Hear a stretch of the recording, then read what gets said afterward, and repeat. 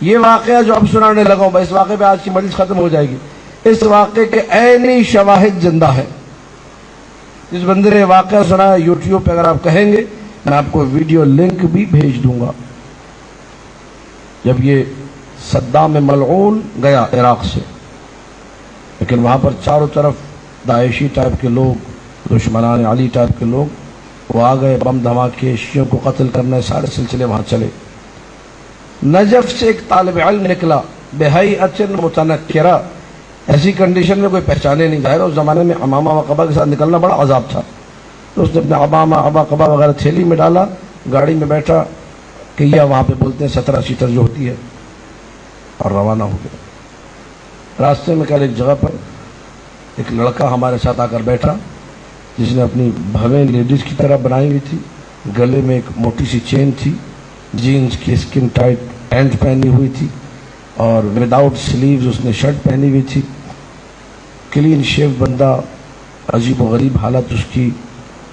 تو کہہ رہے میں نے اس کو دیکھ کے جو ہے اگنور کر دیا، اس سے کوئی بات نہیں کی، منہ دوسری طرف کر لیا۔ گاڑی چلنے لگی، تھوڑی دیر کے بعد لطیفیہ ایک جگہ ہے بغداد کے قریب، لطیفیہ کا چیک پوسٹ آیا سیترا، پتہ چلا کہ یہ فوج کا چیک پوسٹ نہیں، یہ داعشیوں کا چیک پوسٹ ہے۔ سب کو اتار رہے وہاں پر۔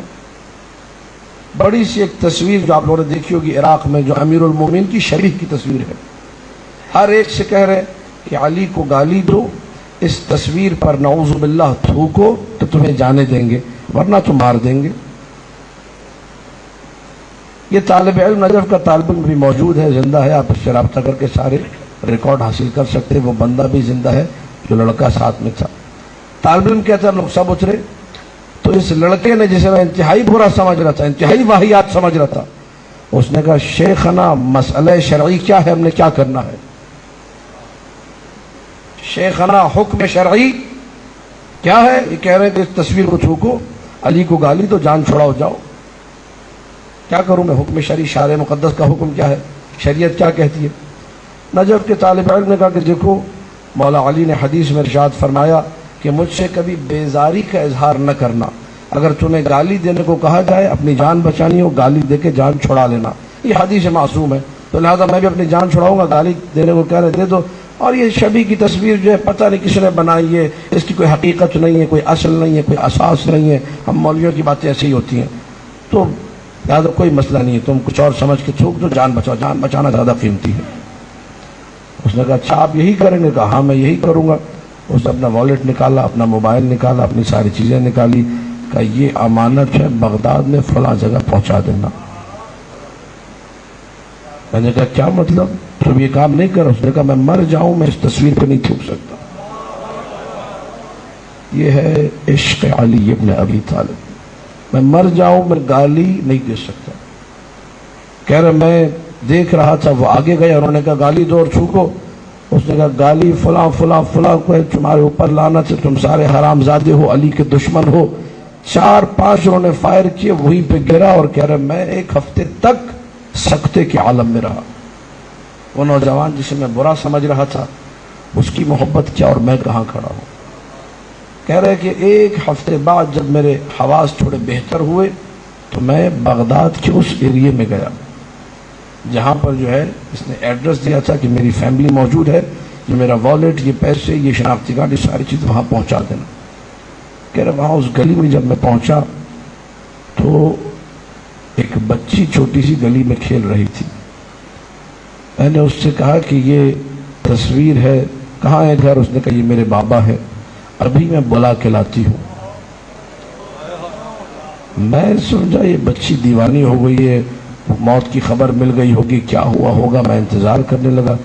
اچانک ہی دیکھا وہی شخص جسے میرے سامنے گولیاں ماری گئی تھی، وہ ایک بیساکھی کے ساتھ باہر آ رہا ہے۔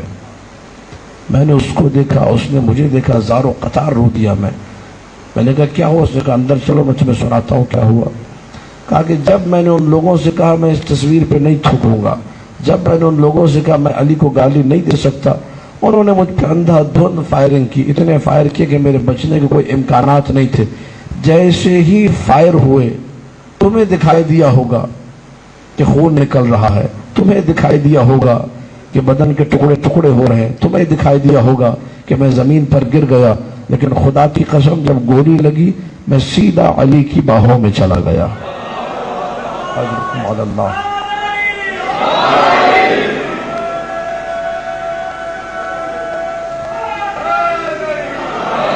अली, सीधा अली ने मुझे अपनी बाहों में ले लिया।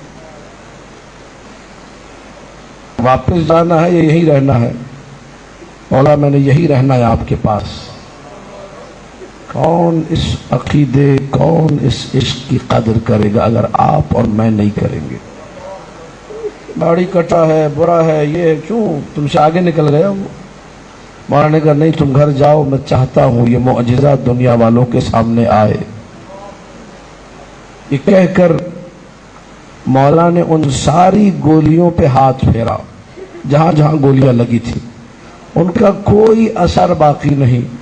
एक गोली छोड़ दी, मौला ने कहा इसलिए छोड़ रहा हूं ताकि लोग झूठा न कहें।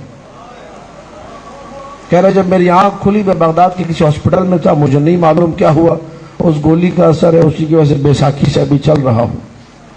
अली ने जिंदगी वापस लौटा दी।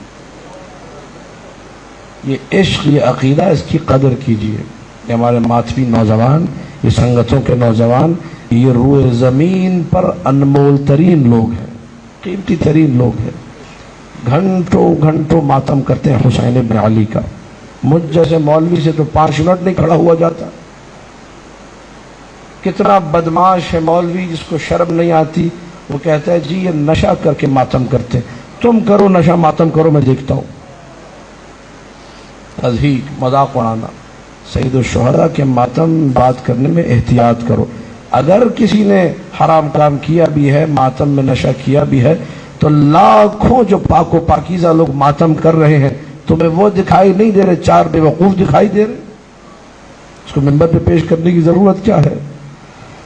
अली औलाद अली का इश्क है जो इंसान को रिफात अता करता है, जो इंसान को बुलंदी अता करता है।